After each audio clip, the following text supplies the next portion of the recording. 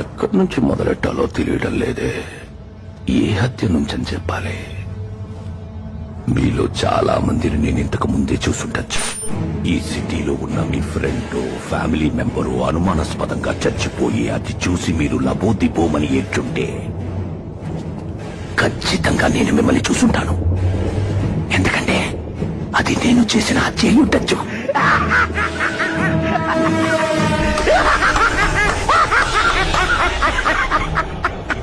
పెరుగుతున్న జనాభాని కంట్రోల్ చేసేందుకు గవర్నమెంట్, భూకంపం, సునామీలా నేను ఒక భాగమే. నిన్నటి వరకు నా నీడని కూడా ఎవ్వడూ తాకలేకపోయాడు.